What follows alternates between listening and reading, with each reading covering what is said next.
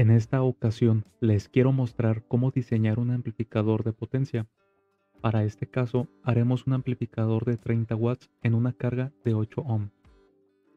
Este es el circuito que vamos a desarrollar paso a paso. Antes de empezar, les quiero decir que ya se debe tener un conocimiento previo en el análisis de los transistores, tanto en directa y alterna. Debemos saber emplear la ley de Ohm y conocimiento en álgebra, esto con el fin de evitar hacer un video más largo. Un amplificador de potencia está dividido en tres etapas. La primera es la etapa de entrada, que consta de un amplificador diferencial. La segunda parte es la etapa de amplificación de voltaje. Y la tercera etapa es la que nos dará la corriente necesaria para nuestra carga, que consta de una salida push-pull. Entonces vamos a comenzar con el diseño. Esta es nuestra etapa de salida. Primero vamos a recordar, la potencia es igual a voltaje por corriente. También sabemos que la corriente es voltaje dividido por la resistencia. Si sustituimos en la fórmula, tenemos que la potencia es igual a voltaje al cuadrado dividido la carga. Sabemos que el voltaje en la carga es voltaje RMS y sabemos que el voltaje RMS es el voltaje pico dividido por la raíz de 2. Digamos, por ejemplo, que estamos alimentando nuestro amplificador con 12 volts simétricos. El voltaje pico a pico máximo que puede entregar ese amplificador serían los más menos 12 volts, por lo que podemos decir que el voltaje pico va a ser igual al voltaje de alimentación. Con estos datos podemos sustituir en la fórmula de potencia. Tenemos voltaje al cuadrado dividido la carga sería igual al voltaje de alimentación al cuadrado dividido 2 veces la carga. Y si despejamos el voltaje de alimentación, nos queda la siguiente fórmula. Voltaje de alimentación igual a la raíz del doble del producto de la potencia por la carga. Como en este caso queremos hacer un amplificador de 30 watts a 8 ohm, pues solamente sustituimos, dándonos así un voltaje aproximado de 22 volts simétricos. Entonces ya tenemos el primer dato, una fuente simétrica de más menos 22 volts. También tenemos el voltaje y tenemos una carga de 8 ohm.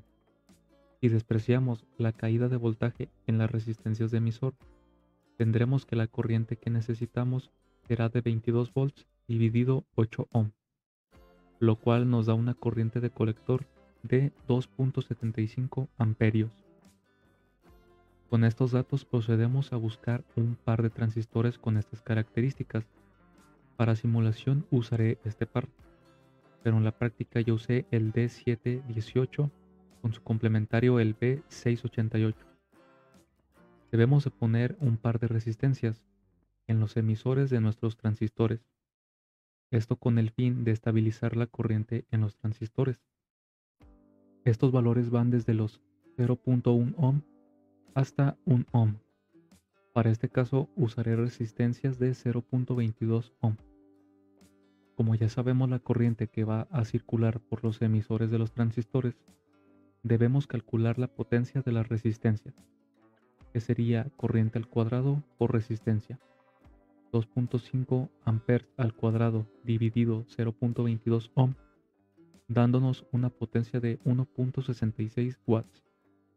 Siempre hay que usar una potencia superior, en este caso de 3 watts sería más que suficiente.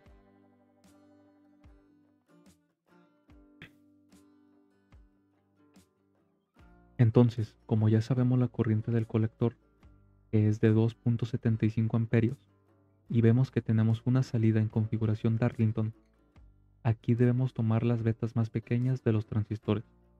Para un transistor de potencia, un valor de beta de 20 es más que suficiente, y para un transistor de pequeña señal, una ganancia mínima de 100. Por lo que la configuración Darlington nos daría una beta o ganancia de 2000, y como sabemos, la corriente de base es igual a la corriente de colector dividido la beta, por lo que tenemos 2.75 amperios dividido por 2000, dándonos una corriente de base de 1.37 miliamperios. Esta corriente la vamos a hacer más grande, para así garantizar la conducción de los transistores, 2 o 3 veces más En este caso la pondré de 5 miliamperios. Ahora que ya sabemos la corriente de base, tenemos que generarla, y esta se hace a partir de una fuente de corriente constante. Para este caso, una fuente con un transistor PNP. Como sabemos, en este tipo de fuentes de corriente tenemos una caída aproximada de 0.6 volts en la resistencia de emisor, por lo que si tenemos 0.6 volts, la corriente que acabamos de calcular 5 miliamperios, podemos calcular la resistencia, en este caso de 120 ohm. La resistencia de base podemos ponerla desde 1 kilo ohm hasta 10 kilo ohm. En este caso usaré de 4.7 kilo ohm.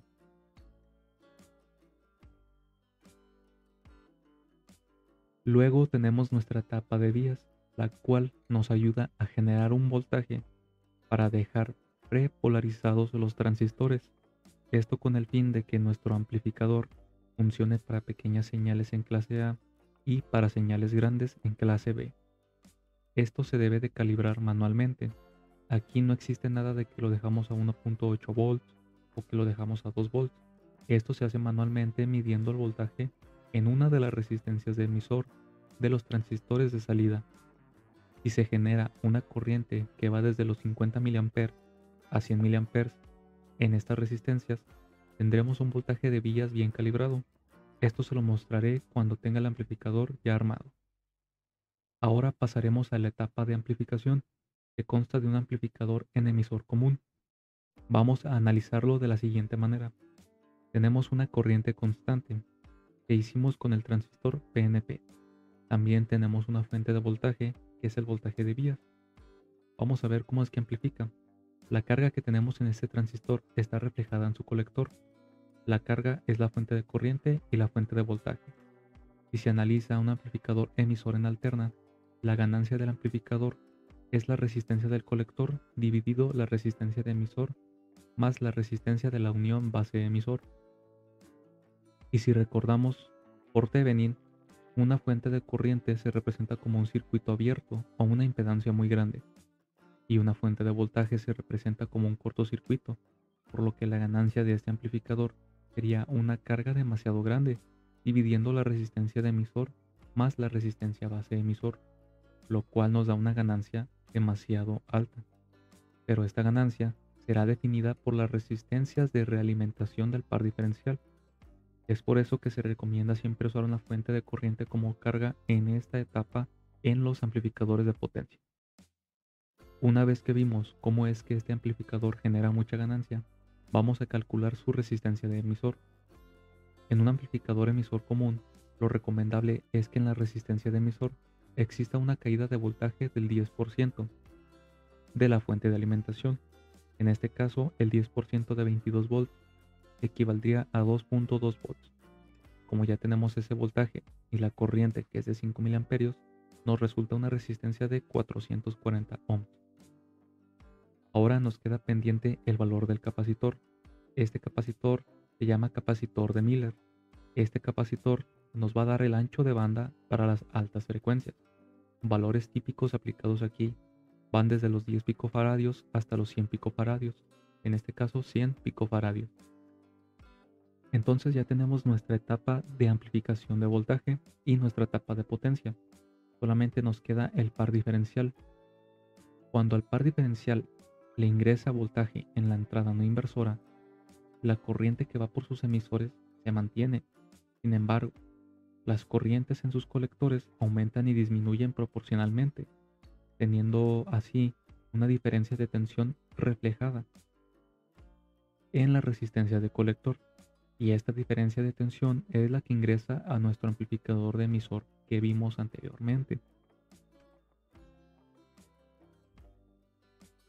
En un par diferencial, las resistencias de base deben de ser las mismas, en este caso de 56 kΩ. También podemos ver que una de estas resistencias define la impedancia de entrada de nuestro amplificador. Ahora, vamos a ver qué corriente podemos poner en un amplificador diferencial. Por lo regular varía desde 1 mA hasta 5 mA. Lo típico es de 2 mA.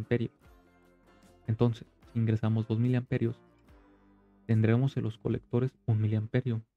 Y como sabemos, el voltaje que cae en la resistencia es el voltaje de la unión base-emisor más el voltaje de la resistencia de emisor.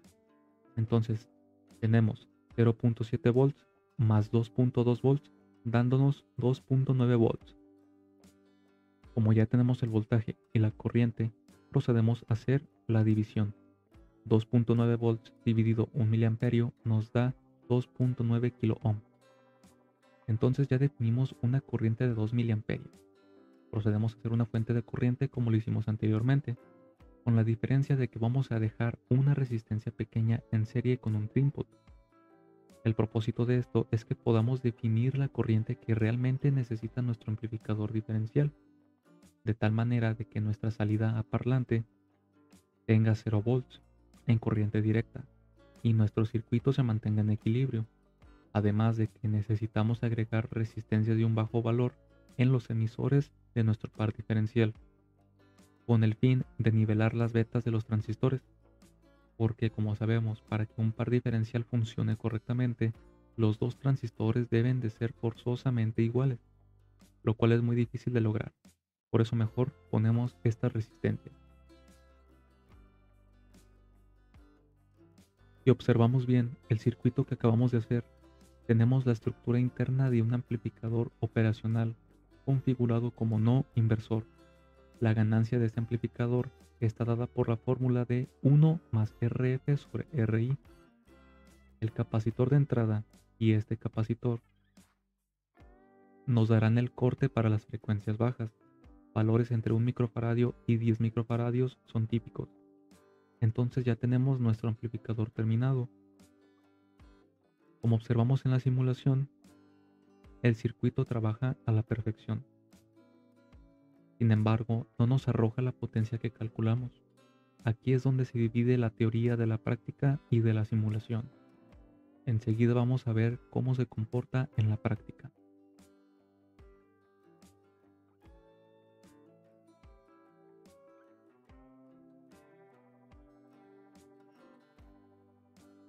Comenzamos con la calibración del voltaje DC en la salida a parlante.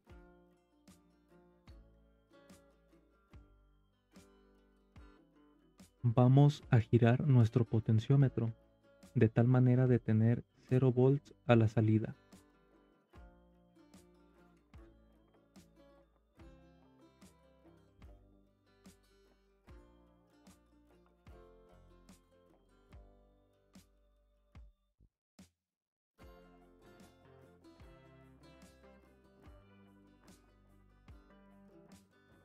Comenzamos a girar.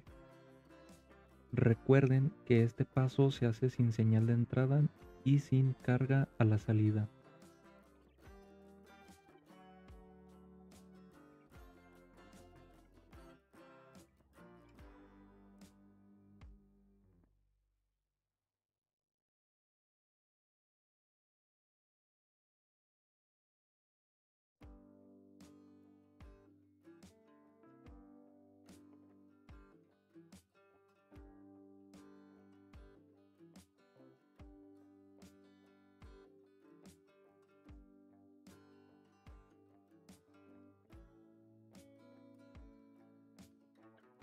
Ahora comenzamos con el voltaje de vía. Vamos a medir en una resistencia de emisor de los transistores de salida, de tal manera de tener 100 mA de corriente en esta resistencia. En este caso, en la resistencia del transistor NPN, tenemos 20 milivolts aproximadamente. Con esto confirmamos una corriente aproximada de 100 miliamperios. Con este pequeño voltaje generado en la resistencia de emisor, nos damos cuenta que en realidad para polarizar a los transistores necesitamos 2.6 volts.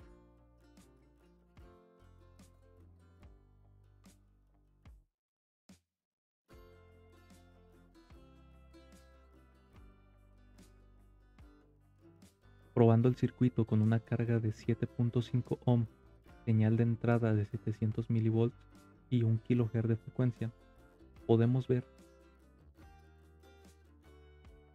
que a la salida obtenemos 20 volts pico a pico, lo cual nos da una ganancia de 28.5. Tenemos una señal limpia y sin distorsión y una potencia aproximada de 7 watts.